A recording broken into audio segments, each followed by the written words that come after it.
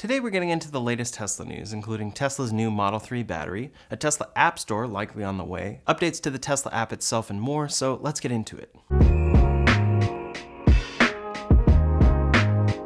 First up today, Tesla is pushing a new version of their app that brings a few useful features to all Tesla owners. According to Not a Tesla App, a view that Tesla could be adding to their mobile app is Camera Multi-View. Quote, with this update, Tesla has included a new image with the term grid in its file name. The image and file name hints at Tesla potentially supporting viewing multiple cameras at once. Currently, when looking at Sentry Mode cameras, you can only look at one camera at a time, but this new grid view may allow you to quickly see all around your car at a glance. It's a simple yet very useful feature they could be adding. As for daily charging, Tesla is now making it more clear in the app what percentage your car should be charged to each day. Since there is now the LFP battery in the mix that is best charged to 100%, this could help avoid confusion here. When you set your charge limit to 100% on a normal long-range Tesla, it will say charge tip 90% recommended for daily driving. Other than that, this version brings minor fixes, but the previous version also improved Trip Planner to calculate your route entirely within the app for a future arrival or departure time. You can also reset your Tesla profile, and then categories for service has been improved. They continue adding great features to their app, and each time it's setting them further and further apart from the competition. Per usual, it's one of the many benefits of owning a Tesla because owners of older cars also get these updates. Next up today, it's pretty common for us to see drone flyover footage of Tesla's factory posted by fans, and they can tell us a lot about where Tesla is at in their process. We've seen the Cybertruck being weather tested out on their test track, we've seen their huge Giga Press being assembled, and we've even seen inside what was probably the new Project Highland Model 3.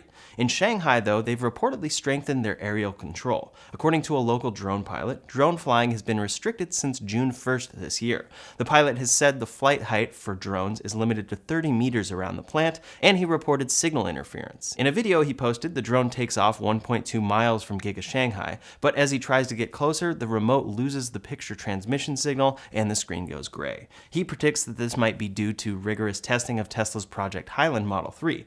I think there's also a possibility that they might finally be working on the $25,000 EV that they initially mentioned at Battery Day. They did hint that their new factory in Nuevo Leon would likely be where they build the next generation vehicle though, which would consist of that $25,000 EV. We spotted a lot of modified Model 3s that suggest they've been working on Project Highland in California, and there have been several leaks from Shanghai, so it's odd that they're hiding it now. It's pretty common for vehicle manufacturers to crack down on drone flight near their factories, but this hasn't been a tactic we've been really seeing from Tesla. It's not the first time though. About a year ago in Berlin, a drone flying over the factory interfered with a plane trying to land at a nearby airport, leading to an investigation. This year, Tesla banned drones from flying over that factory.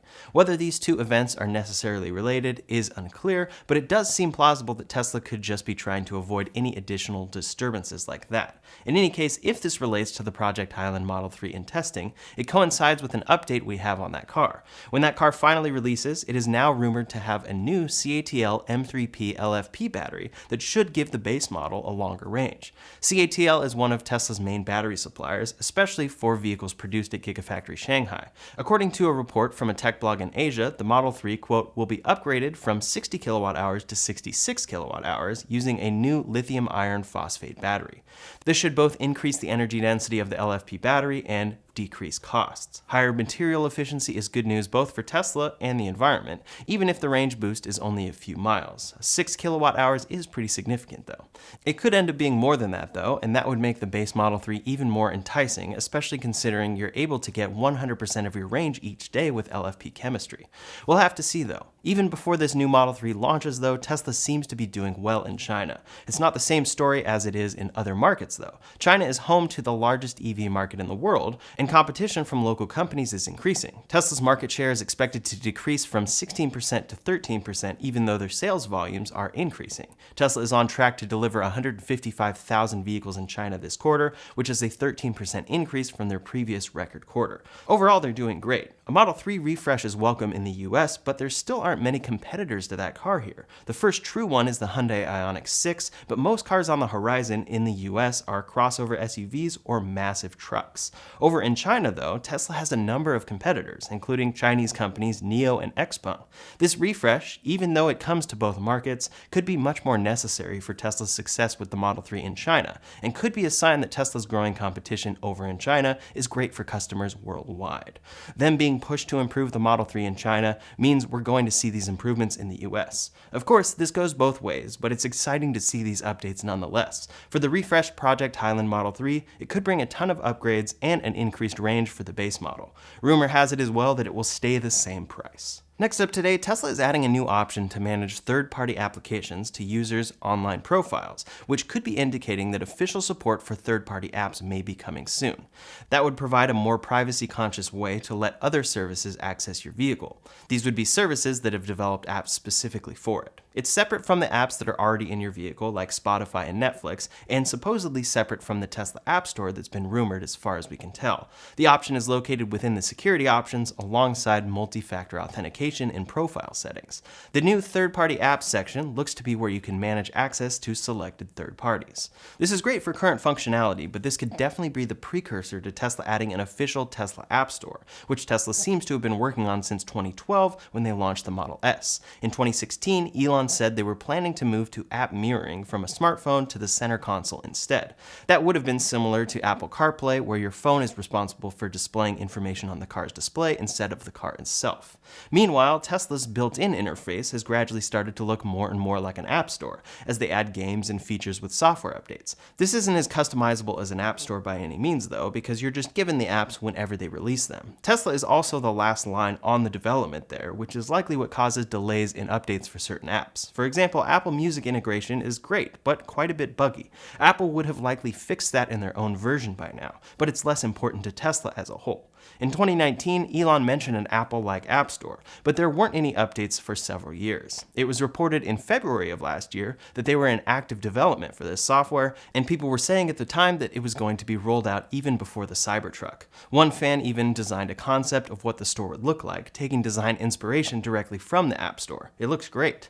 There are nowhere near as many Teslas on the road as iPhones in the world, though, so the fear with this kind of system is that Tesla apps wouldn't receive the same kind of back-end support as iPhone apps do in the Apple App Store. So it's been suspected that the Tesla App Store will be a little different. Not a Tesla app predicted Tesla would have to limit the apps that are allowed in the store to those that are well suited for the vehicle and could withstand the ever-changing environment of app updates. Most people upgrade their phones every few years, and the apps on those phones need to change with them. But the infotainment system in a vehicle can only be updated with software. Things like faster connection, higher resolution screens, more storage, and a faster processor will come with newer models, but a car's lifespan is at least 5 times longer than the average phone. So older models on the road will still need to be supported for this to work. At the same time, that could become something that makes you want to upgrade your car because some new app from a third-party developer is only available on the newest version of a Tesla. While this could be a sign that a sort of new app store is coming from Tesla, it also might just be a routine safety measure that Tesla is taking as more and more third-party app developers design apps for Teslas. Here we're talking about phone apps that connect with your Tesla account. It's good to know who has access to your vehicle and the sensitive information it contains. There are already a ton of third-party apps out there that operate outside of your vehicle, but are able to track things like mileage, charging information, and the car's location. This new feature could be a way to track those permissions. As for the store coming out before the Cybertruck, I definitely wouldn't bet on it. The Cybertruck looks like it'll be seeing deliveries very soon, and we still haven't heard anything official about a Tesla App Store even being in development. Next up today, it looks like Tesla's Gigafactory in Mexico is going to be seeing a delay. Tesla announced that factory earlier this year, and it was slated to start production in the second half of 2024. It doesn't appear that they've started work on the site, though. When Tesla announced Giga Texas, they had already started clearing the land when they shared the news. The fact that work hasn't started at this new factory yet could point to bigger issues. One reason that Tesla is building this factory, which is conveniently pretty close to the US-Mexico border, is that new rules under the Inflation Reduction Act require manufacturing in North America for a sizable incentive. To secure eligibility, Tesla is working with their Chinese suppliers to help set up their own factories in Mexico as well that support that new factory. Now, Tesla has reportedly told those suppliers to be ready to support the factory in the first quarter of 2025, which would be about 6 months later than anticipated. This report goes on to say that the reason for the delay is that building a factory in Mexico has come with unforeseen obstacles. Those obstacles have included unexpected capital expenditures, higher labor costs, and the existing infrastructure not being able to support the factories. At Giga Shanghai, Tesla has managed to source 95% of their manufacturing components locally, and they've been trying to do the same in Mexico. That's not only efficient, saving time and transportation costs, but better for the environment. It's proven much more difficult to accomplish in Mexico, though. Once Tesla and their suppliers do get past these hurdles, though, this factory will be producing Tesla's next-generation vehicle platform, which will be cheaper than ever for Tesla to produce and should bring their most affordable EV yet to consumers. Next up today, we may be seeing Tesla's Dojo Supercomputer going into production soon. Tesla unveiled this computer at AI Day in 2021, but it wasn't anywhere near ready at that time. They were still working on building a full Dojo cabinet and cluster. What they currently use is an NVIDIA GPU-based supercomputer that was reported to be around the 7th most powerful computer in the world by GPU when it first went into use. Dojo's entire infrastructure is designed and custom built by Tesla, though, for the purpose of AI machine learning, as well as video training using their camera-based vision system.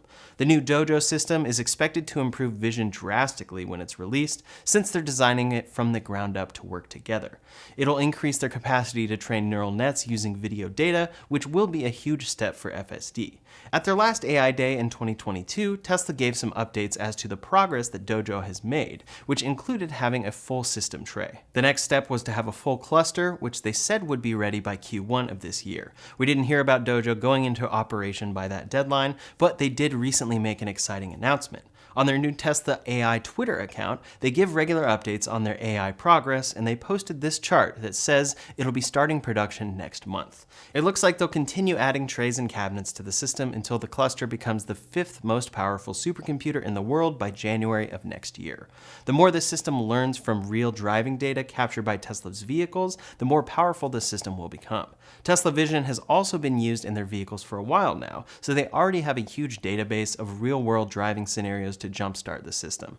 Many are hoping that this is the system that will take Tesla's FSD software from a level 2 driver assist system to one that actually lives up to its name. What we've already experienced is that the software works best in areas with the biggest concentration of Tesla vehicles, where they are able to collect the most data. So moving forward, I wouldn't be surprised if California sees an actually self-driving system first. That, of course, could still be years away because raw computing power doesn't necessarily translate to better software, but Tesla is working on that too. The system is constantly being improved with over-the-air software updates. Whether we'll see true self-driving this year or much later, the Dojo computer is great news for AI advancement. What do you think, though? Is this going to make any real change with Tesla's FSD software? Leave a comment below to let me know your thoughts. Last up today, some updates from other automakers. Ford recently received a huge loan from the US Department of Energy to make EV batteries. The $9.2 billion loan will go toward building 3 battery plants with their partner, Korea's SK Innovation. Reportedly, the factories are already under construction in Kentucky and Tennessee, and those states have also given Ford separate subsidies to help cover the cost, which should amount to $11.4 billion in total. One site is going to be almost 6 square miles and will be in West Tennessee next to an assembly plant.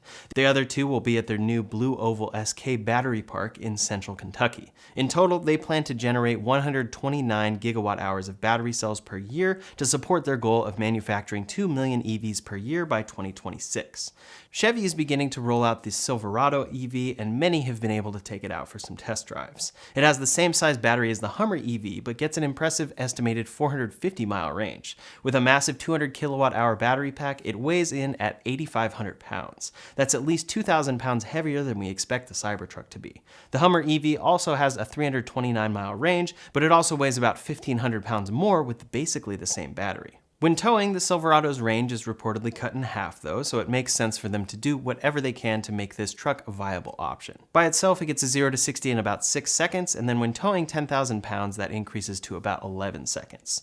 It is fairly aerodynamic though, with a drag coefficient of 0.331, close to the Rivian R1T, and seems to have improved regen braking, saving some energy and helping that range. It also comes with a 30 amp, 7.2 kilowatt generator plug output that can power a home or a few food trucks and a 6 kilowatt charging cable that can charge another vehicle. Chevy claims you can regain 100 miles of range in 10 minutes, but that's only if you can find a fast enough charger. At a level 2 AC charger, it'll take about 10 hours to charge up to 100%, and about 20 hours on a typical home charger or more. As for the price, after inflation, parts shortages, and delays, Chevy will not be delivering on their promise to offer this truck under $40,000, but their future lower range model might get that after incentives. For now, it looks like first deliveries will start around $78,000. By the end of the year, a 350-mile range version should be available around $73,000, and the RST First Edition will start at $105,000. Aston Martin is looking to get into the EV market by creating, quote, the world's most thrilling and highly desirable electric performance cars, and they're creating a long-term partnership with Lucid to do so. Lucid will be supplying them with EV powertrains and battery systems, which will go into their first EV model in 2025. In this deal, Lucid will become an Aston Martin shareholder, as they'll be paying for the tech with a combination of cash payments and shares of the company. That's great news for Lucid and helps to ensure their future growth, solidifying them as an EV tech supplier and not just an EV manufacturer, which they have struggled with thus far. Aston Martin will also be extending their partnership with Mercedes-Benz, who will continue to provide them with a range of powertrains. On top of that, Geely, the owner of popular brands like Volvo and Polestar, now owns 17% of Aston Martin. With all of these companies behind them, they plan to launch hypercars to sports cars, GTs, and SUVs, with the goal to offer a fully electrified lineup by 2030. That's all the latest Tesla news for today, so in the meantime, if you want to see a breakdown of Tesla's 20-year history, you can check out that video linked up here or in the description below. Thanks so much for watching, and I'll see you on the next one.